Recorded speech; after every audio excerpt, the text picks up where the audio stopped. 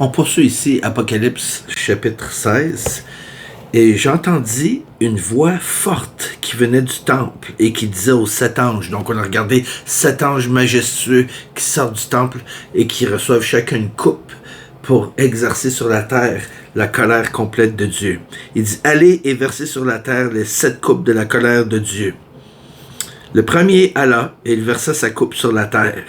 Et un ulcère malin et douloureux frappa les hommes qui avaient la marque de la bête et qui adoraient son image. Peut-être et possiblement une réaction à ce qu'il va utiliser pour marquer les hommes. Le second versa sa coupe dans la mer, et elle devint du sang, comme celui d'un mort. Écoutez bien, et tout être vivant mourut. Tout ce qui était dans la mer. Il y a des gens qui disent, il y a juste un tiers des animaux de la mer qui vont... Non, tout ce qui est vivant dans la mer va mourir. Ça va être un jugement terrible. Et j'ai entendu l'ange des... Excusez-moi, verset 4, pas verset 5. Le troisième ange versa sa coupe dans les fleuves. Au début, ça va être dans la mer. Là, c'est dans les fleuves. Ça, c'est l'eau qu'on boit. C'est de l'eau douce. C'est pas l'eau de la mer. Le troisième versa sa coupe dans les fleuves et dans les sources d'eau. Il devint du sang. Et ça, c'est un jugement terrible parce qu'il affecte directement le couronnement de la création de Dieu qui est les hommes. Et j'ai entendu l'ange des eaux, contrairement aux autres, lui, il donne quasiment, pas une apologie, mais il justifie le pourquoi il fait une œuvre si terrible. Et j'ai entendu l'ange des eaux qui disait, tu es juste, toi qui es et qui étais. Tu es saint parce que tu as exercé ce jugement, car ils ont versé le sang des saints et des prophètes, et tu leur as donné du sang à boire. Ils en sont dignes. Et j'ai entendu l'autel qui disait, oui, même l'autel, la sainteté même, répond, oui, Seigneur Dieu Tout-Puissant, tes jugements sont véritables et justes. Je vais arrêter une seconde ici. Il y a des gens qui disent, ouais, mais veux-tu rester des chrétiens sur terre? Peut-être ça vous a traversé l'esprit. Si jamais je serai encore sur terre, comment on va vivre? On va mourir, il n'y aura plus d'eau à boire. Il faut savoir une chose, c'est que l'être humain est très résilient. De l'eau en bouteille, il y a des chrétiens qui se seront préparés. Tous ceux qui sont croyants, dès le début des tribulations, après avoir manqué l'enlèvement, vont savoir que ce jour terrible arrive. Il y a des gens qui auront stocké, caché ou sauront où il y a de l'eau de stockée. C'est pas l'eau dans les bouteilles qui va devenir du sang, c'est toute l'eau des sources. Donc, ça ne sera pas la fin de l'humanité comme telle. Et ce ne sera pas la fin des croyants, il va rester des croyants sur terre. Maintenant, c'est là que tu vois à quel point elle est précieuse, la foi des saints des tribulations.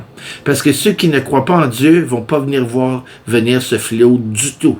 Mais ceux qui croient en Dieu vont le savoir. Quand la mer va devenir du sang, ils vont savoir que bientôt, ça va être des sources d'eau.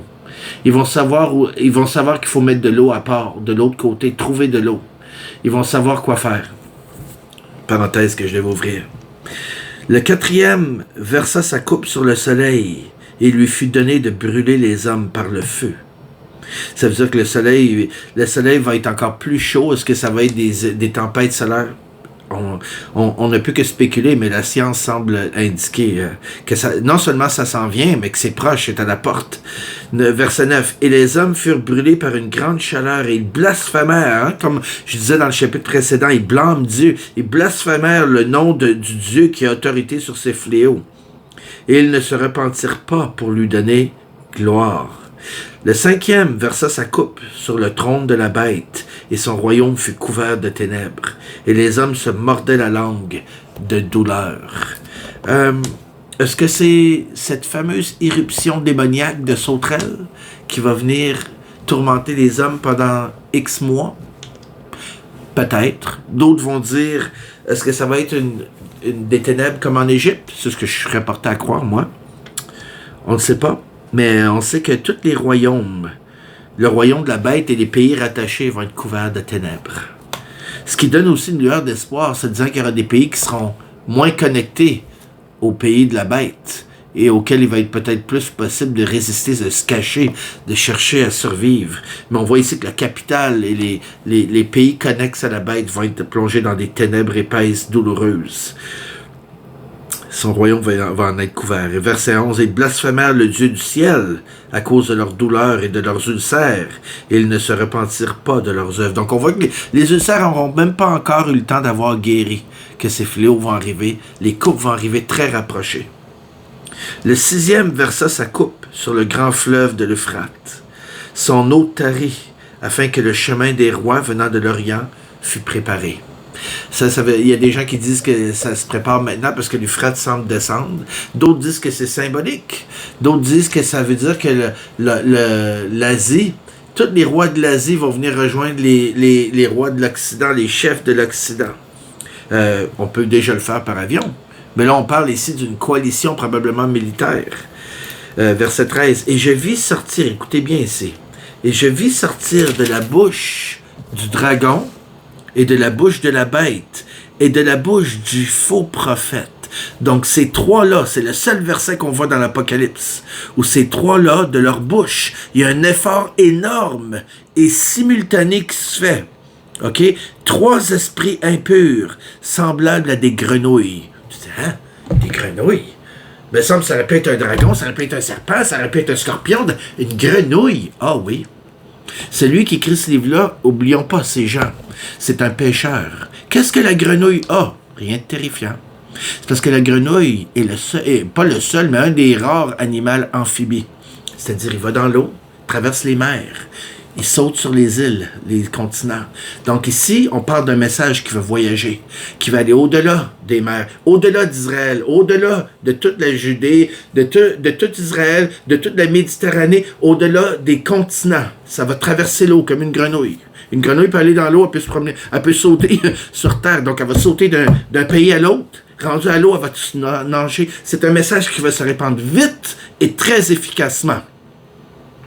Car, écoutez bien, verset 14, car ce sont des esprits de démons qui font des prodiges et qui vont vers les rois de toute la terre afin de les rassembler pour le combat du grand jour du Dieu Tout-Puissant. J'ai écrit un livre au complet là-dessus, il y a 6 ans.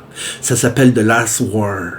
Il sort dans quelques mois, je pourrais même dire presque semaines, la dernière guerre. Il va avoir la même tête, le livre. Il va être exactement comme ça.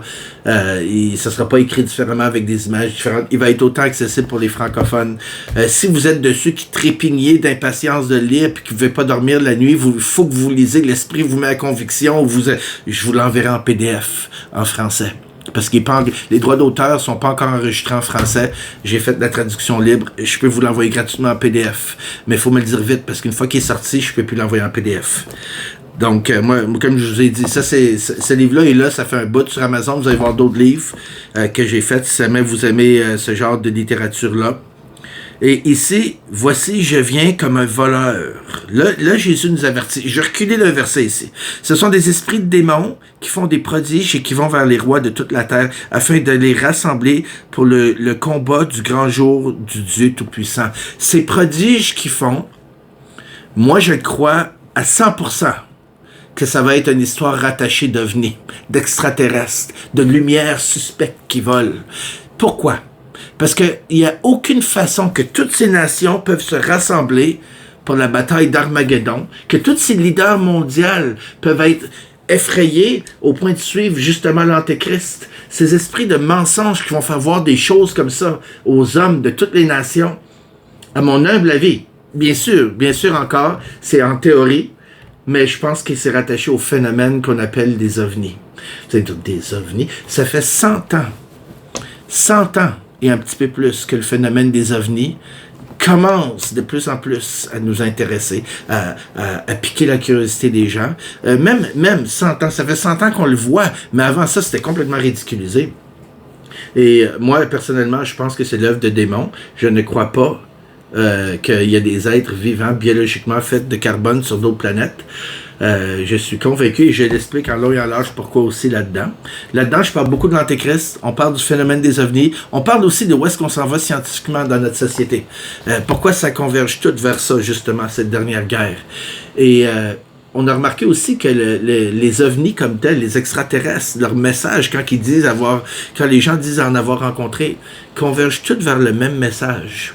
Ça amène toute l'humanité à questionner l'existence de Dieu. L'espèce d'évangile cosmique qui essaie de nous communiquer, de New Age. Mais je ne veux pas aller dans les détails là-dessus. Ici, on voit que les gens vont être complètement manipulés.